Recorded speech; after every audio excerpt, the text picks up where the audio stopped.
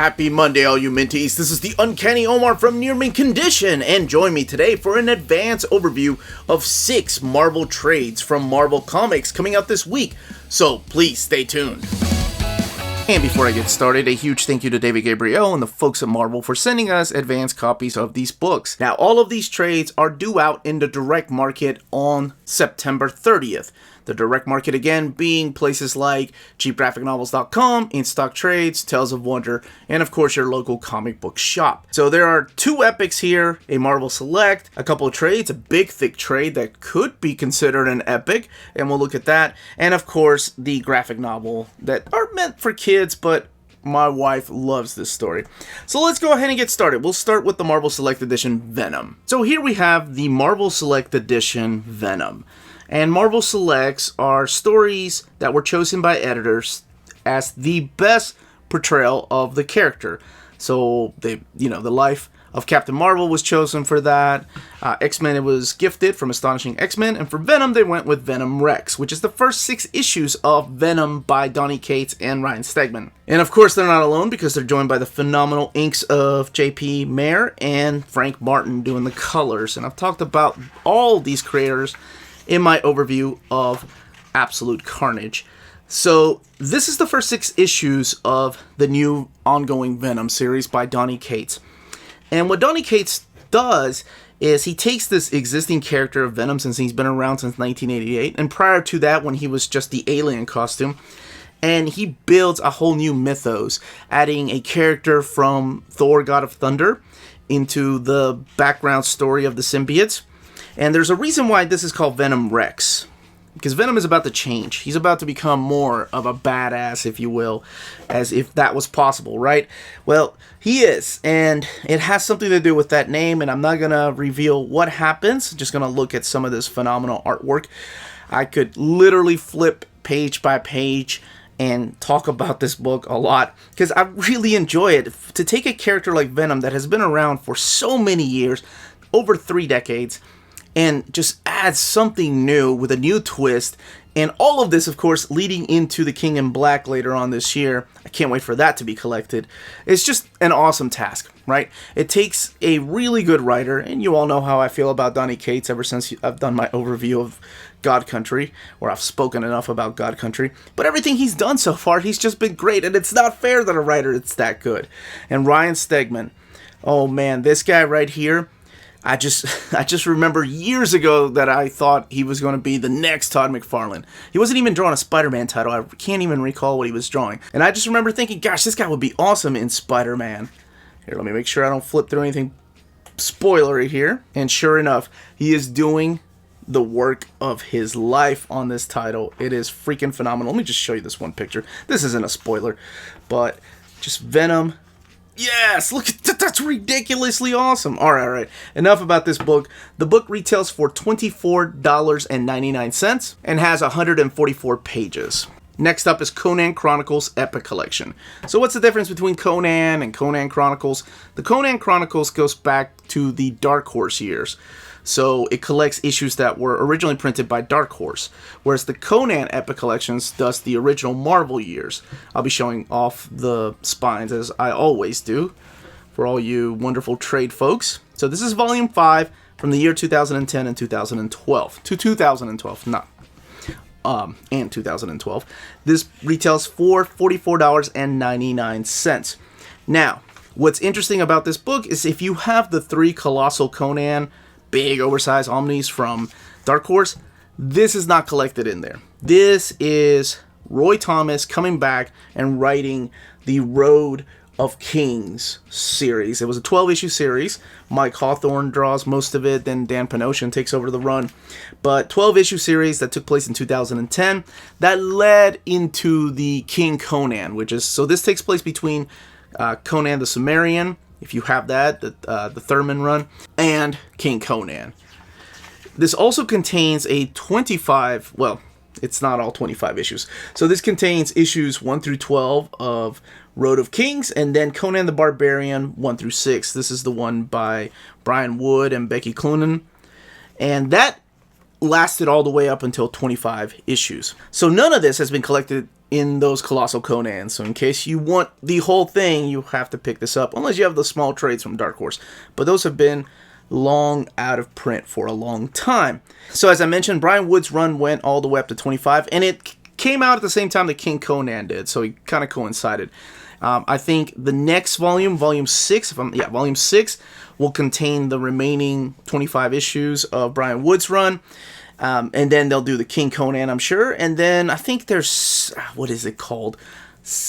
Conan the Savage. And then there was another Conan series, like Conan the Avenging, or Avenging Conan, or something like that. And that wraps up, well, without the mini series or the one-shots, that wraps up the Dark Horse years. Some of that Becky Cloonan artwork. Look at that, that is gorgeous. I love if Marvel continues the Kurt Busiek omnibus, so we get the Thurman stuff, then we get the Wood stuff.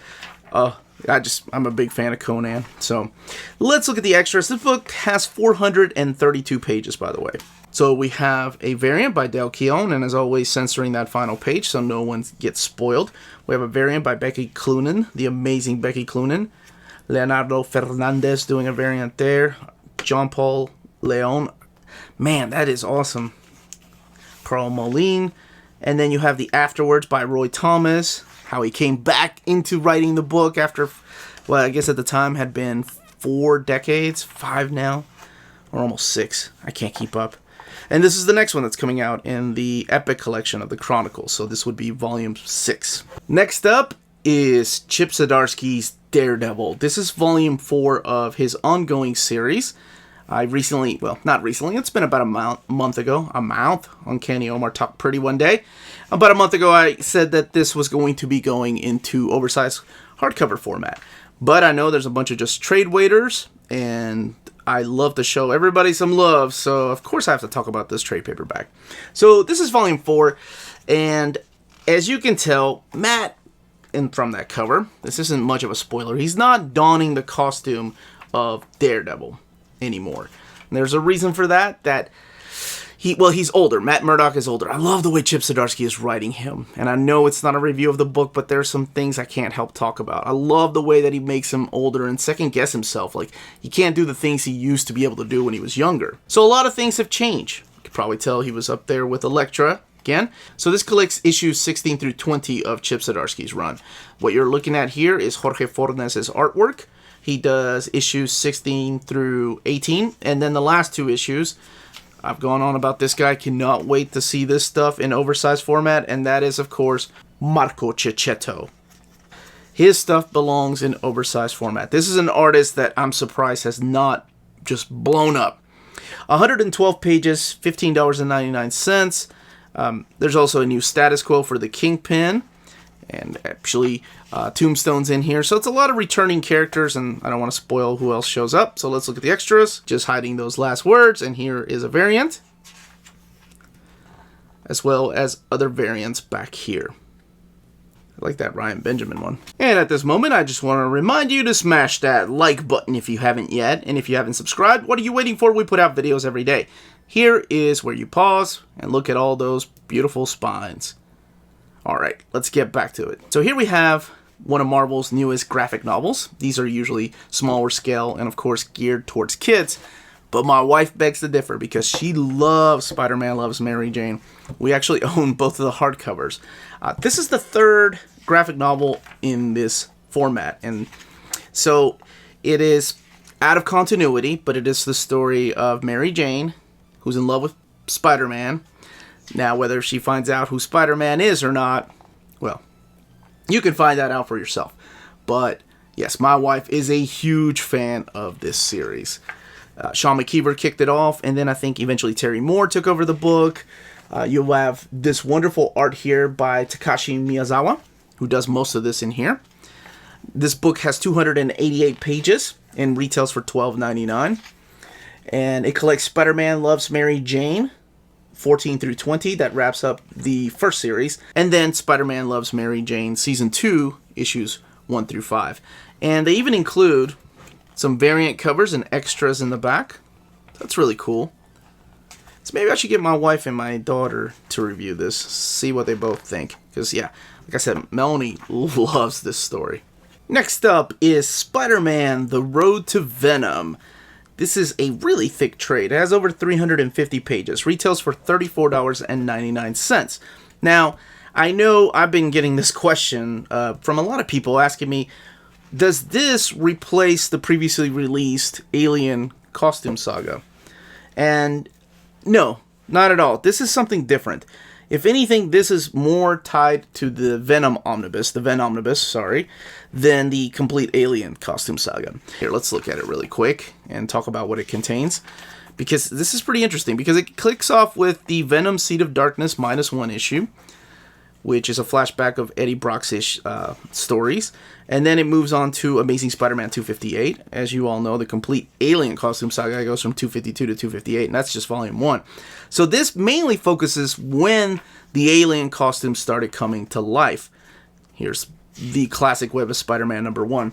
So let's talk about what it collects. It collects Venom Seed of Darkness -1, Amazing Spider-Man 258, Web of Spider-Man #1, and then Spectacular Spider-Man 107 to 110, and then 134 to 136, and then the Venom Dark Origin miniseries 1 through 5. Now, the Venom Seed of Darkness, that's been collected in Venom Omnibus Volume 1. The Venom Dark Origin has not been collected in any of, besides the trade paperback, has not been collected in the Venom Omnibus. Now, what does this contain that is a classic story that I'm so glad they put it back out here, even though it's not an epic? That's what we're looking at right now, and this is the classic The Death of Jean D. Wolfe, written by Peter David, and it has its follow-up. So this was previously released in a trade paperback format. This is actually quite a few years old. It's also been released in a Marvel Premiere format, but yes, it also has the sequel here.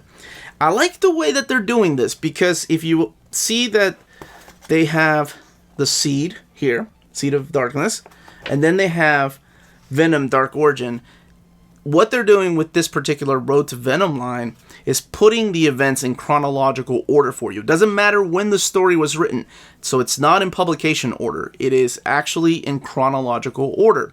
So I can't spoil what happens, but something happens, and with the Sin Eater, Eddie Brock, and Peter Parker, that leads Eddie Brock into that church, right, where he got the symbiote. And then this miniseries, written by Zeb Wells, drawn by Angel Medina, talks about those events from Eddie's perspective and has a lot more things in there. So that's really cool. That's how they're mapping these out. God, look at that Angel Medina. Man, that dude could draw. He's great. Man, both him and Ryan Stegman, we got a lot of good artwork in this episode.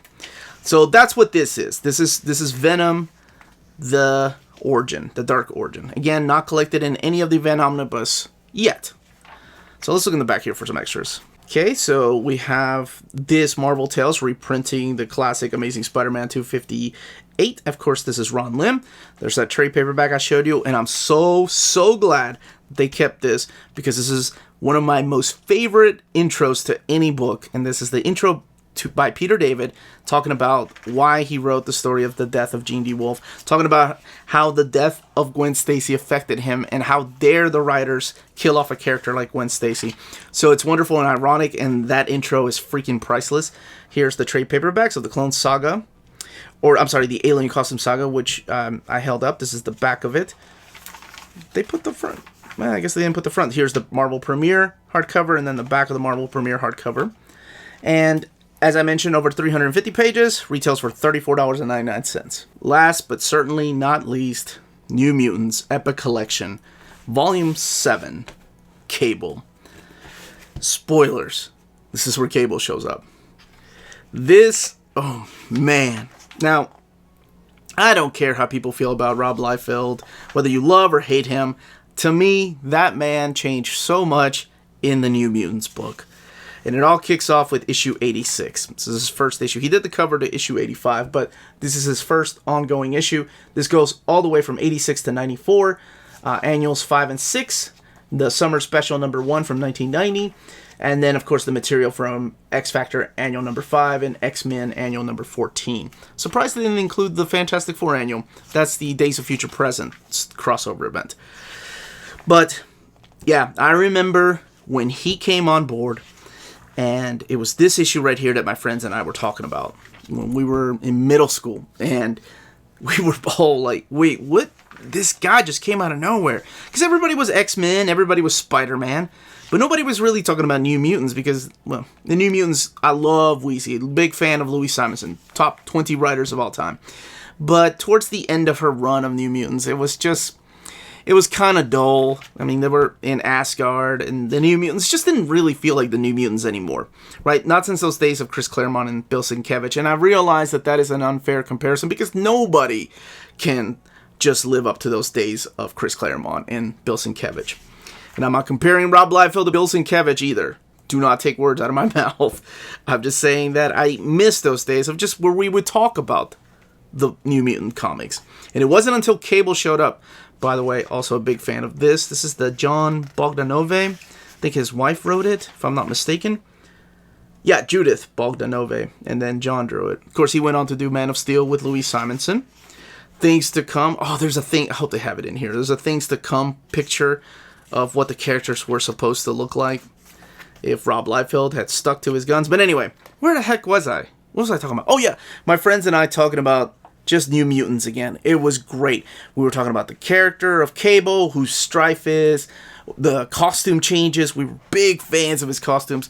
And this particular issue right here, I think this is the one. I know it's kind of become a thing for Rob Liefeld these days to be inconsistent, and I get it. But this is the one issue, even as a kid in middle school, I was like, wait a minute. Does Richter have the power to change costumes like that? Because, let me show you. So you have this fight between Caliban and Sabretooth. Caliban, of course, being one of the Morlocks, and Sabretooth having killed the Morlocks during the Mutant Massacre. Caliban wants revenge, and he's more powerful now because Apocalypse made him into this big, huge Caliban.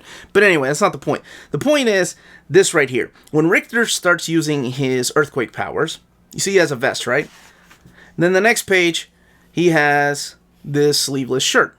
Okay, maybe he changed it, and then he goes back to the vest. And then from vest to sleeveless shirt. And I realized that now it's become a thing. Like, people are like, oh yeah, Rob Liefeld. I just remembered as a kid, I was confused. I was like, wait, what outfit is he wearing? Maybe Rob Liefeld decided to draw these in different days. Maybe it was one of his Brian Murray or Marat Michaels helping him out on an issue he was running late on. I've always liked that picture of Cable, by the way. Did not like his Sabretooth, though. But you know what? I'll just say that was a clone of Sabretooth. This is the fill-in issue with the Skrulls at the carnival, and here is the Days of Future Present. Of course, they don't have Days of Future Present Part 1 for some reason, but they do have Parts 2 and 3. Despite of what this says, this is supposed to be Part 2, by the way. There was a misprint, or miscommunication, and this is where it wraps up. Then we have the Summer Special, the last time that we see Brett Blevins on artwork with the New Mutants. Now, I didn't, no offense to him, because I was a big fan of his art as well. And I think Ann Nescenti is the one that wrote this one. Let's go back to wrapping up Rob Liefeld's run. Hilary Barta, I think, inks this one. So even his artwork is changing. Heck, Cable's hairline is changing. I love, by the way, I just realized that looking through the notes, I noticed that he said he wants Cable to be old, like an old guy. Anywhere from the age of 40 and 45. And now, I was reading that, catching up on this book, because I love to do that before I do overviews. I looked at my wife, and I'm like, do I look like Cable? Because, you know, I'm 42. I'm like, I can't, surely Rob Liefeld didn't think 40-year-olds look like that, right? Cable look like he's in his 60s. I don't care what they say. Man, I love this fight.